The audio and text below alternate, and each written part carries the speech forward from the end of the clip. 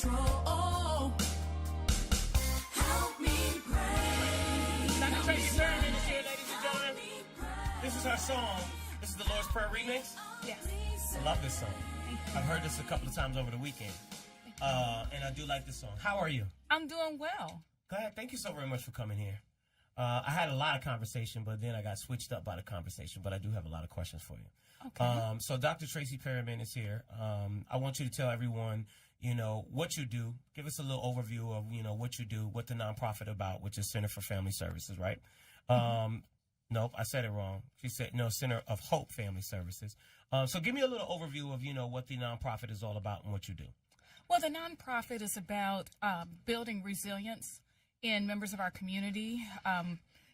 Through the 90s, when we were touting full employment and the economy was all great, in our neighborhoods, we were seeing that there was a different narrative going on. And we saw young people falling through the cracks. And they would be young, 2, 3, 4, bright, on their way to something special, had the potential. And then you see them 10, 11, 12 years old, 14, 15, 16, and they were on a different track. And so back then, through our church, Center of Hope Church, we decided to become active change agents and making a difference in bringing people back to the right path, strengthening communities. And what we found is that mission took off in our community so well that our capacity as a traditional church was not at the level to be able to meet that need. And so out of that was birthed our private nonprofit that's separate and independent from the church, 501c3 Center of Hope Family Services. And our mission is to improve the outcomes of individuals and families living in urban settings, because a lot of people talk about the problems, a lot of people talk about what they think the solution should be, but few actually get in there and are about doing the solution or being the solution and then taking it to that next level to measure it so that we can see what's really happening and show that what we're doing or what we're thinking works. What is the solution? Well, there are several solutions. It depends on the problem. Right. So we've identified two core. So I'm clear. We're talking about the African-American community. I know you used the word urban, but, are we primarily talking about the African-American community? Well, I wouldn't just say that. What I would say is that by being in poverty, you're disproportionately affected by certain social ills that can put you on the track to where you don't want to go. Now, what we find is that people of color are even more disproportionately exposed to poverty. And so for them, oftentimes the needs are greater. So we predominantly serve people of color, but it's not limited to just people of color. All right, cool. Okay, so what's the solution in your opinion or in your findings? Well, what we find is that there's not one solution. There's not one silver bullet. And so it's really about building partnerships and understanding the people that are in your community, the systems that are in your community, what their motivators are, and then also how to hold them accountable.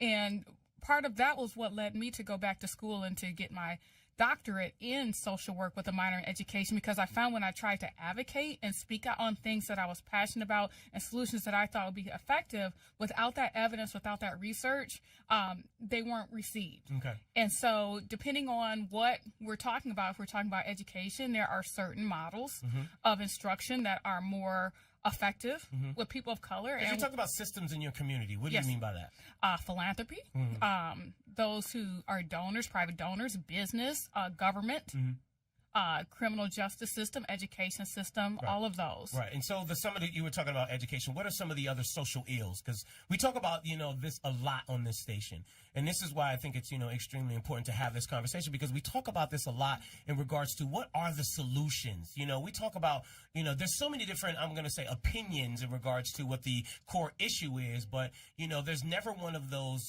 conversations where we're talking about what the solution, is. And I would love to hear from you, because you're 10 times smarter than I am.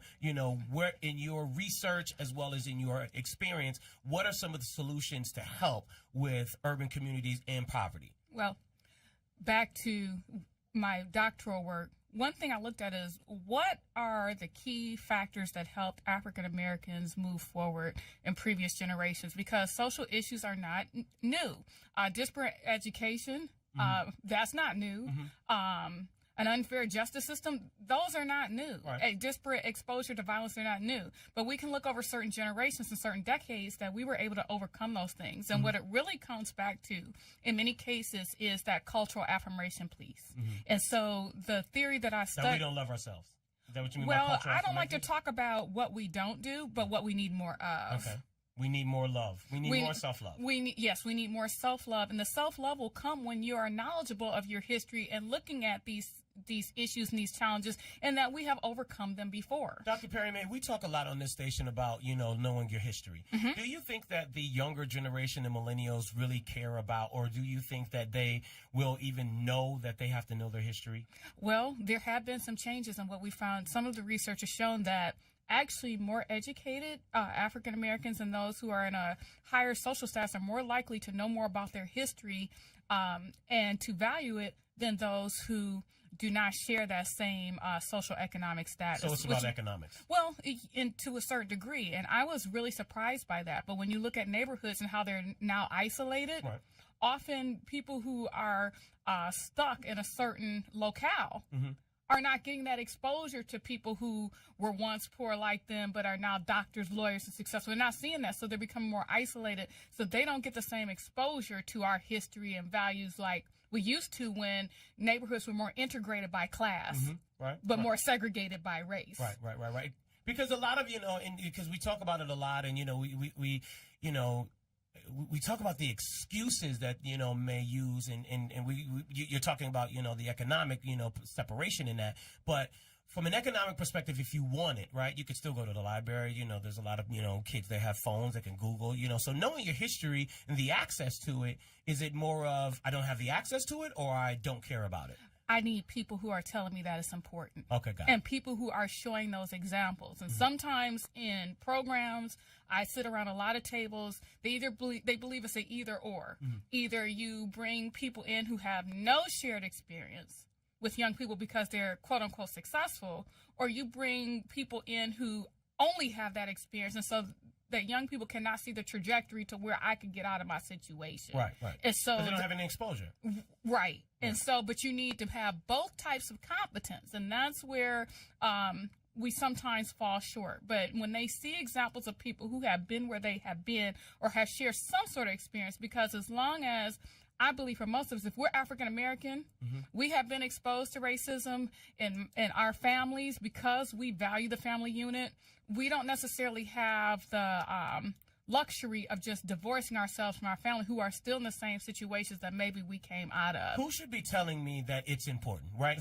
Is it the community? Is it the ones who've made it out of the community? Is it the parent? Who should be responsible for telling the younger generation or those who are impoverished, that knowing your history is important? We all should be involved in that conversation. And the way we've done it in our nonprofit is I brought together people with diverse experiences. So we have employees, job coaches, educators who are pastors. We have some who are not pastors. We have facilitators and mentors who are parents that went through the juvenile justice system. And so they can mentor other parents who are in that situation right now.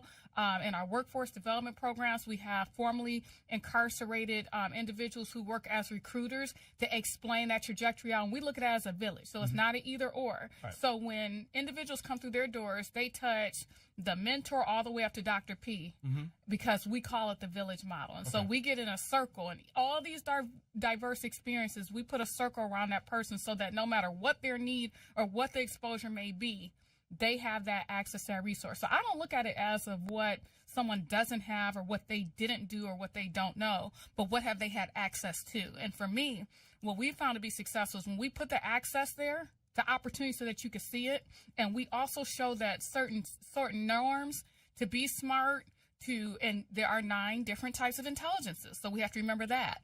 It's to not just force one over the other, but when it's okay to be good at what you do, and it's okay to be nice and kind to others, and that this is a family.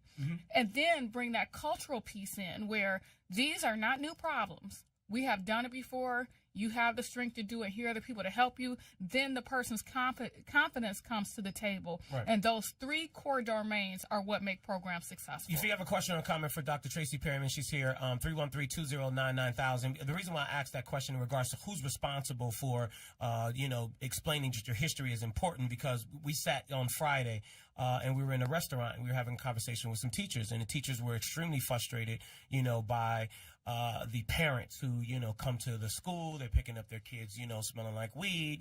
They don't know how to read, at a third grade level. I mean, and you would think that ultimately most people will say that the responsibility, falls on the parent, but, the teacher is trying to educate and teach a kid in some communities that it's just hard to do, when you are, they're coming to school, they don't have clean clothes, they haven't eaten properly, by the time that they got to school, they don't have the resources or anything like that. And you're trying to explain to the parent who's not even on your level, to even know that, these are things that are important to a kid, it's frustrating to everyone. Absolutely. And we work in several high poverty schools in Ohio. Mm-hmm.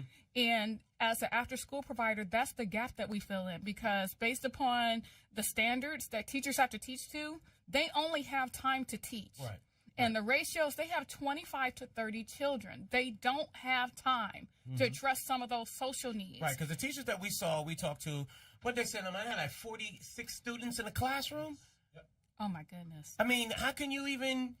You can't teach 40. I mean, it's difficult to, keep 10 people, attention span going for, absolutely, at kindergarten or first grade, or, and then you put the layers on top of, I haven't eaten, my mom is, going through this, my dad is not in the home, or, whatever their other layers of challenges are, that is just totally difficult. When we talk about knowing your history, what is the next step after that? Well, you have to have all of those other core pieces in place, because to know my history, but then not to have that relevance to my daily needs, it doesn't work either. Mm-hmm. So you have to have a comprehensive program. So knowing your history, also teaching kids coping skills for how to deal with whatever kind of unfairness, because it's coming. Mm-hmm. And if you don't have the skills to deal with it, then that kind of leads to acting out in anger, giving up, and that sort of thing. Right. And then in addition to that, our programs work with the schools, within the schools, to address parent involvement and to help families build the skills that are needed to support their child's learning. Mm-hmm. We also have weekend meal programs and feed in the evening to reduce a lot of those barriers.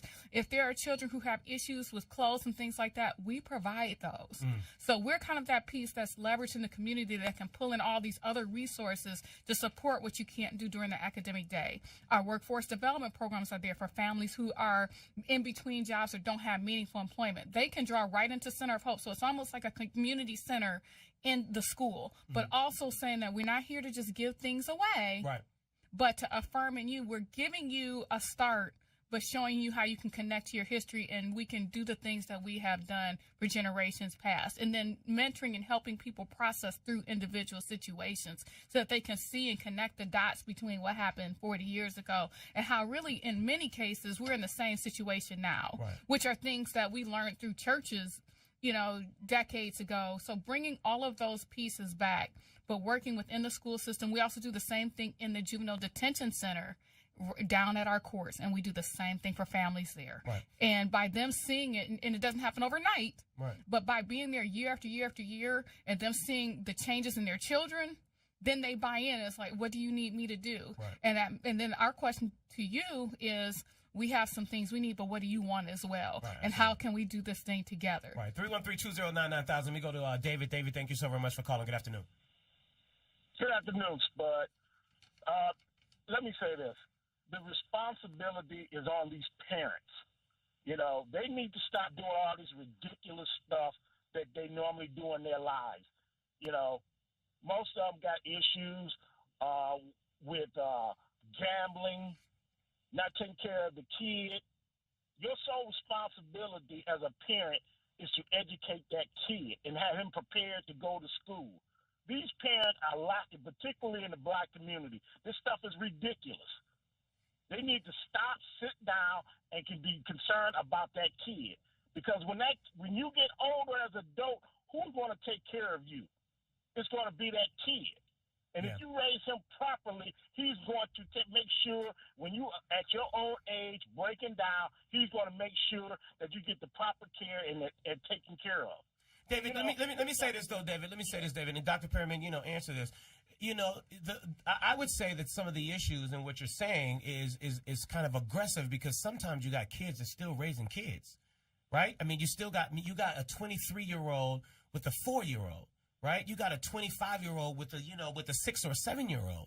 And so, their brain isn't even, developed fully to be able to take on the capacity of what it is that you're saying, to understand. I still want to party. I still want to get lit. I still want to turn up. Now, everybody's not like that. However, is that one of the issues? I mean, on the, or is it, one of those things? Thank you so very much for calling, David. I mean, how can you change that? Well, one of the challenges with, and I can certainly see where our caller is coming from, but we also don't want to feed into the paradigm or feed into the thoughts of those who want to defund programs, the same programs that build healthy kids and build healthy parents. And if you look back, having those resources to teach are a lot of things that were lost from the 70s and 80s. And look at the difference in between those skills and not having those neighborhood outlets and only seeing one type of image and what it has done to our community. Right. So even though those are things we may think or someone may think, to say that is to give people the justification to get rid of the programs that can help these children. And sometimes, until someone sees it as being relevant in their lives or how it can make a difference, it's hard to try something new. Right. And so what we found to be successful is once we get out there and start modeling instead of talking about what someone is or what someone is not, because if anyone could follow any of us home and over the course of our lives, we didn't always make the proper choices. And right. Think if someone had pulled a resource or a mentor had gave up on us because of how we were acting in the moment. Right, absolutely. Where would we be? Right. And so for us, we focus on being that example. And what we find is when they see it without talking down to them, people get it. And we have found so many parents, we never even told them what the goals of the program was because we wanted to see what their impressions were. And they were able to tell back to us exactly what we set out to do just by us modeling it for them. So that's our approach. And we found it to be effective for our experience, our kids, in terms of their educational growth with all the societal problems we've talked about. We double the state's average in reading and math gains. Where do people find that information? Because I think that's one of the things that, is lacking. It's the success stories, aren't enough, right? There's a lot of programs like yourself. I mean, when you look at, United Negro College Fund, whatever it is that you look at, there are programs that are out there, that, are measuring the success of things that are going on in the, urban community. You don't read about those stats. You always read about the negative, but you don't read enough about the positive. And that is the issue in terms of getting the platform. Who do we give the platform to? Right. And as, and I appreciate the opportunity you're giving me because as people of color, if we'd illuminate our own programs and our own stuff, then that would make a big difference. Right, so I appreciate you doing that instead of talking about what isn't working, because most of the time, any person that you talk to can tell you what's wrong. Right, absolutely. Let me go to Tracee. Tracee, thank you so very much for holding. Good afternoon. Good afternoon. Dr. Perryman, I agree wholeheartedly what you're saying this morning. I had the opportunity to study under Dr. James Comer, who is an African-American psychiatrist at Yale University, about teaching to the whole child. So I wholeheartedly agree. And also another resource I used was the PACT, P-A-C-T, a book about the doctors, where the peers of a student reinforced one another. And I used that in my school as well. And I was wondering if you could talk about that, because sometimes the peers in a child's life are way more important than the parent. Yeah. So I've been able to have a peer to teach a child multiplication when the parent gave up. So can you talk a little bit about that, and I'll hang up and listen. Thank you, Tracee. Well, we have run Children's Defense Fund Freedom School programs since 2007. And, Marion Wright Elderman, which you know about, this is her program through the Children's Defense Fund. And so even in looking at peers, we use peer modeling. We affirm peer leadership, those who espouse to the right values, all throughout our programs. And also we work in cooperative groups because we find in learning, linear, just me dictating to you, is not as effective as if I put a group and actually put a problem before it and the students help each other. So we definitely have peer support in terms of the math, reading, and the social support, but even making that, we find it's even more powerful when you make it intergenerational. Mm-hmm. So our deputy director is a baby boomer. Mm-hmm. And I'm the director, so we have baby boomer to I'm Generation X. We use college students, so we use millennials, and then that down to the kids, so that we make sure we span that whole lifespan. And it is extremely powerful because you build in mentorship peer to peer, but you also build in that mentorship that if something gets too large for me or too difficult for me, they always have someone to go to. We are very selective about the faith leaders we use. And so having the pastors also as a part of our village is very helpful. So yes. John, I got 30 seconds, John. Okay, well, I just want to commend her for being such outstanding parent and a provider for educating the children. And like you said, they diet. These children diet and got bad diets, and that's terrible. Solely direct effect on their health and so forth, on their learning and so forth. So make sure you stay with the president's wife, always talking about Michelle, talking about the children's diet, because that's very important. And don't be bashful about educating and bringing out knowledge about these children getting education and so forth. I appreciate it, John. Thank you so very much. The diet is definitely important. Dr. Perryman, I'm so sorry that, I didn't have enough time today. So will you commit to come back? I certainly will. Because we got to do it a little longer. And we haven't even talked about the music. Can you tell everybody where to go to, get more information about City of Hope, Center of Hope, Family Services, as well as, you and your music? Yes.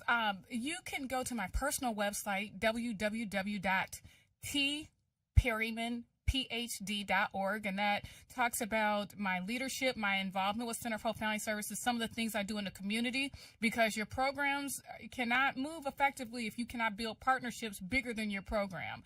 It talks about my music and my research. You can buy my 3 singles that have taken all of these lessons I've learned through doing service and taken that message of resilience to people who could never come through my doors, who will never come to my city. I'm also on Twitter, Perryman DRP, so Perryman Dr. P, and that is my name for Facebook and Twitter. And you can also go to www.cohfs.org. So that's for Center of Hope Family Services to learn more about my agency. Thank you so very much for coming. Thank you. I'm out. We'll do it again next Sunday, 11 a.m. right here. It's 910 a.m. Superstation, Detroit's only urban talk station, 24/7. Then McClain shows up.